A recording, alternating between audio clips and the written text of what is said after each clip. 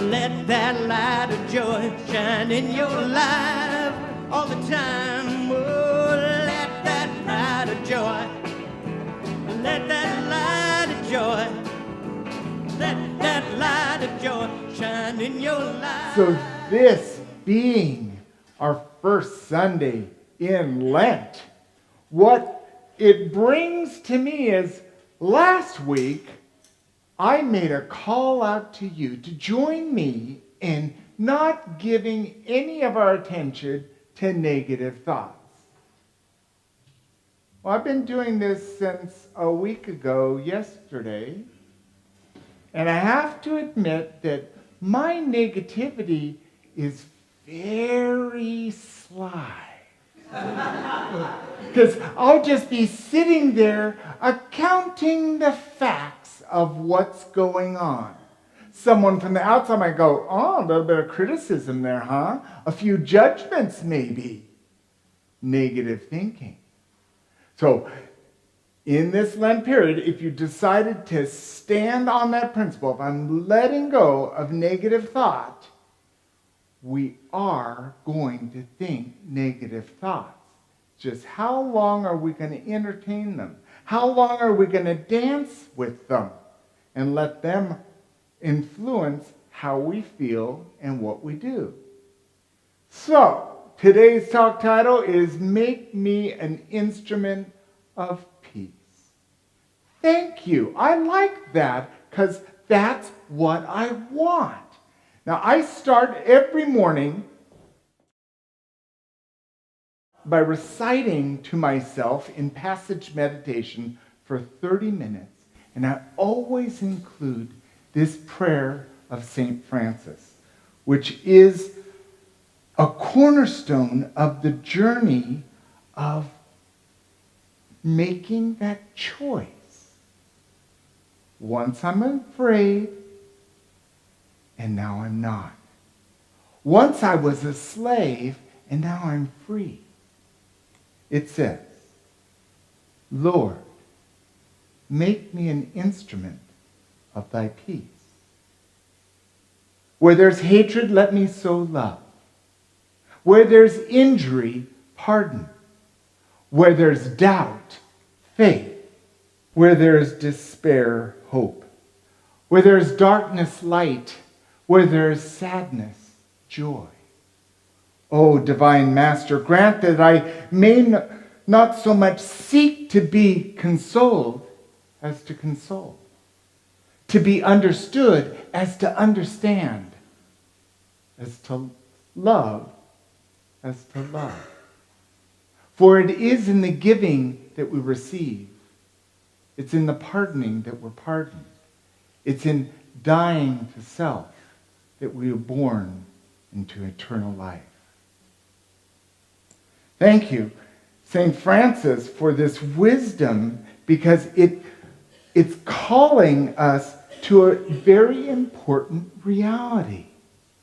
One where we have choice in becoming peace or not peace. I turn to the Bible, Romans 12:18, and this sentence, although simple, is a life journey. If it is possible, so far as it depends on you, live peacefully with all. That's peacefully with ourselves, peacefully with our family, peacefully with our co-workers or our teams, our committees, peacefully with our town, our state, our nation, peacefully with the world, peaceful with all the past, peacefully with all. A very valuable spiritual journey and no small matter. It's easy to have loving, peaceful thoughts for the people that give you support and respect and honoring.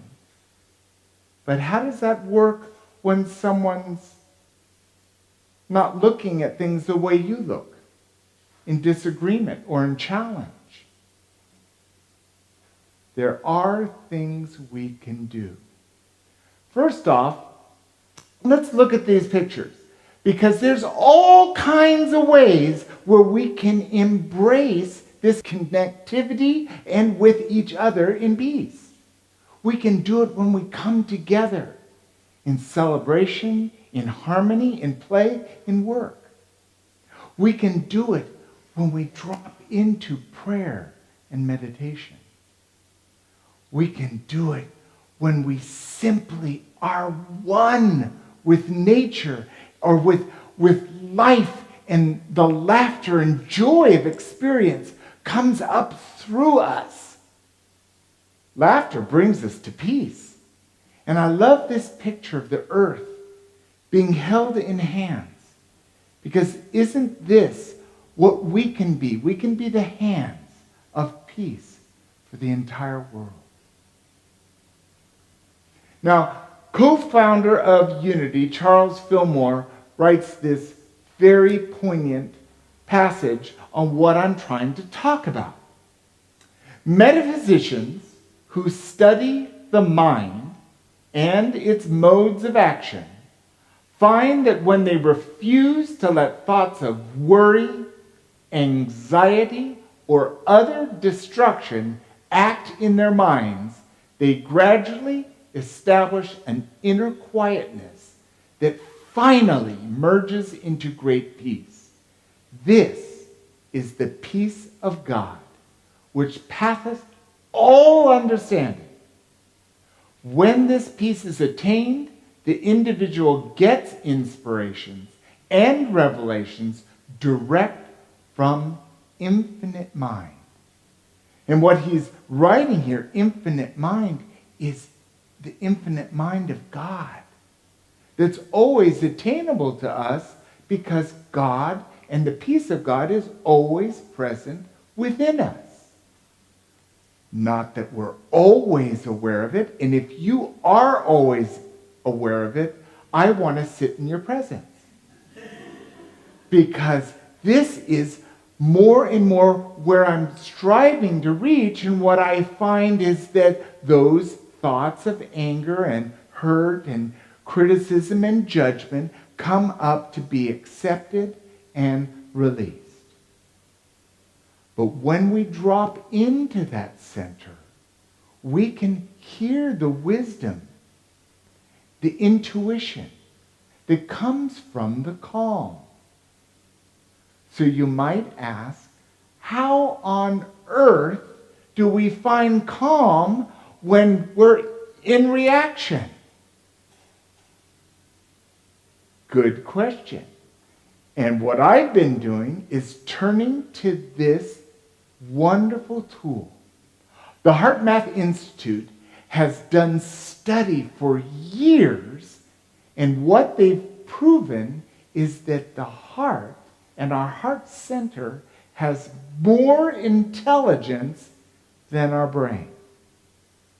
The heart has a much broader effect on everything and all that we are, including the brain, and it's a good place to turn to when we want to choose anew. Some of this research shows the freeze frame shift. This is the tool we're going to talk about. Now, on the left, it shows when we're in frustration, our blood pressure goes up and our beats per minute, it's erratic. Can you just identify that when we're in some chaos, our stress is up, our blood pressure's up? And when we do the intervention with freeze frame, our heart rate returns back to an even beat and flow. So this is a good tool. And I turn to the wisdom of Viktor Frankl. Now, Viktor Frankl, great writer, he was a survival of the Holocaust.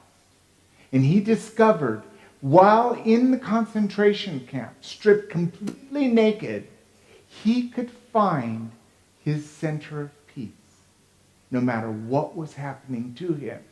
And he has conveyed his wisdom through his writing. He says, between stimulus and response, there is a space. And in that space is our power to choose our response.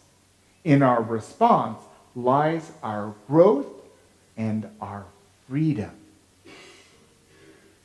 I'm sure we can all identify that there's a space. Sometimes it's a little tiny space between some stimulus and our response.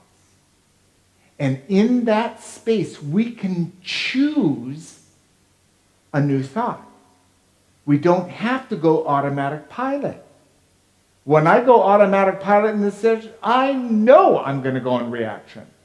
And probably I'm going to be really right about it. Really, really right about it. Because I have this like little automatic pilots, like I'm righteous. And it's something I get to dance with. But it's not in control. I am. So, the first step for the freeze frame technique is this. Shift from the head to the heart. Take a time out. Shift from your head to your heart as soon as you become aware of some stress, some emotion, some anxiety, some strain. Next, breathe through your heart. 10 seconds. In and out. This allows us to focus on the area of our heart rather than our brain. The third is recall a positive memory.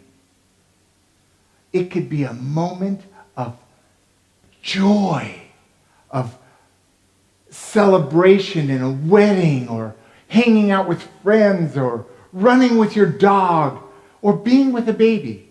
It could be any situation in your life that gives you joy, love, passion, makes you laugh. And you so focus on one of those memories and begin to feel what it feels like in that moment. That joy, that fun, that love, that passion, that ecstasy. And really feel it in your heart.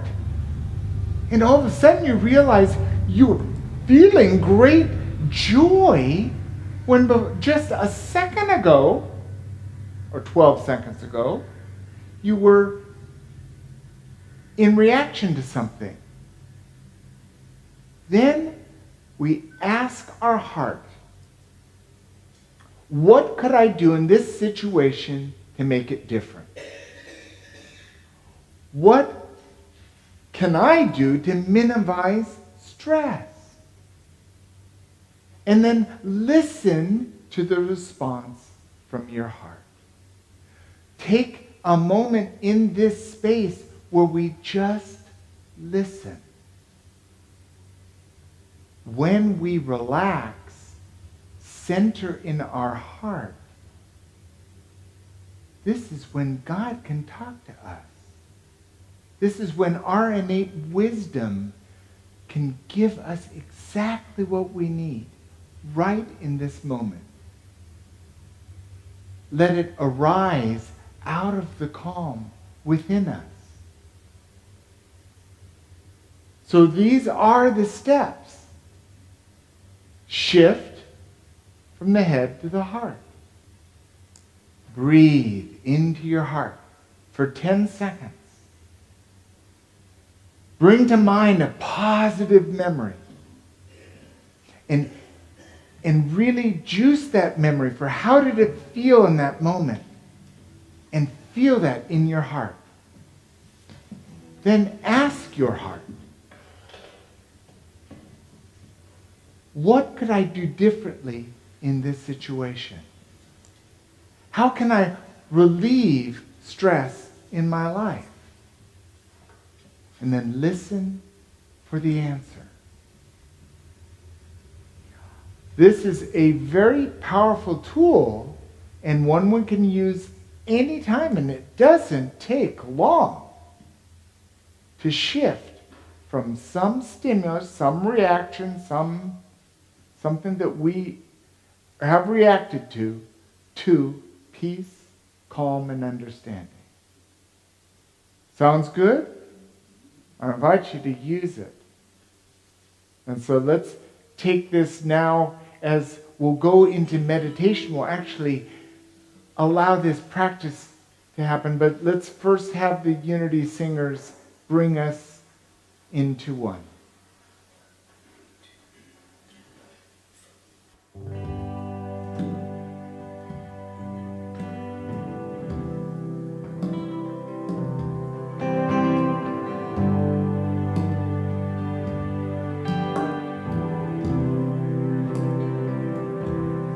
Go within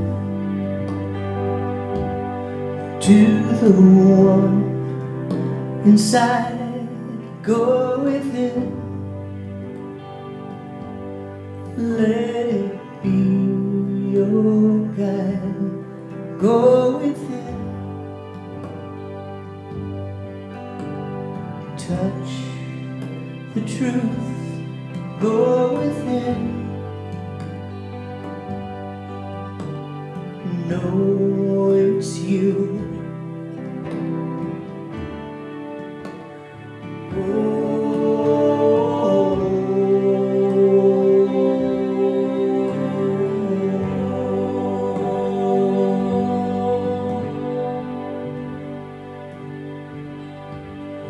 Go within to the place that's still. Go within, let that be your will. Go within to the one inside. Go within, let it be your guide.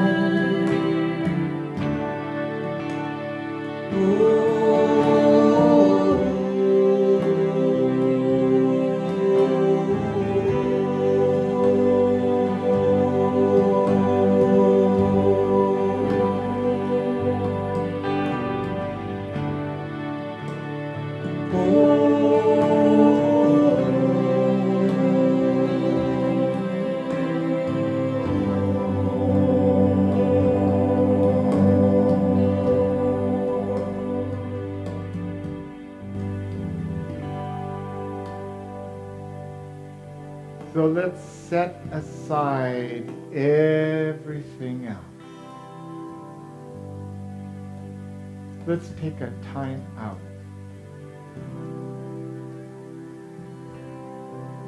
Allow all of your tension to shift from your head to your heart.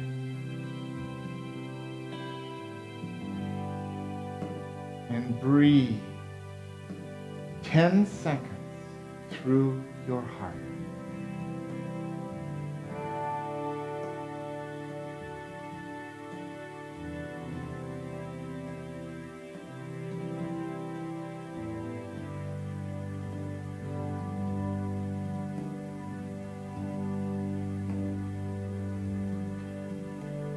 Now bring to mind some positive memory of love, joy,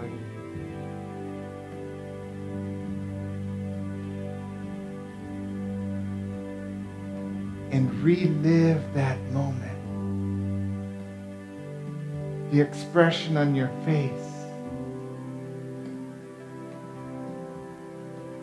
Whoever we're with in this moment, or whatever we're doing in this moment, feel those feelings.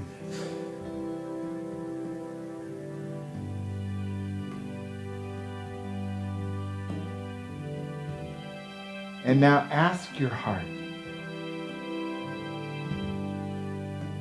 I wonder how I can infuse my life more with this feeling. How can I do things differently? How can I reduce stress in my life?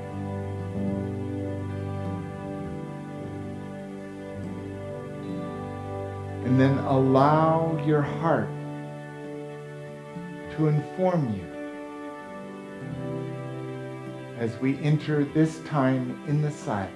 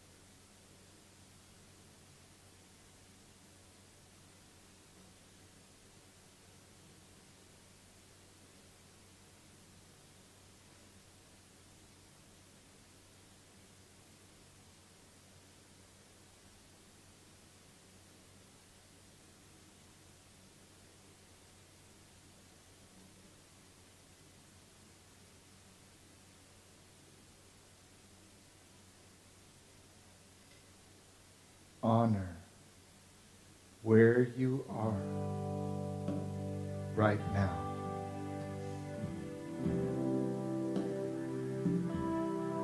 Bless this moment.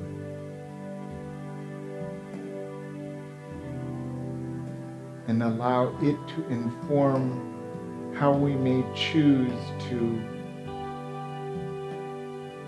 live our life. How we may approach those pauses between stimulus and response. Knowing that God is within all the situation and always present within us.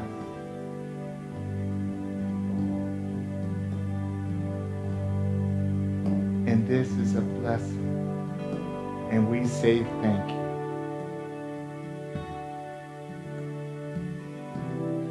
So as we begin to come out of this meditation, let's stretch, wiggle our fingers and our toes, might roll our head, open our eyes,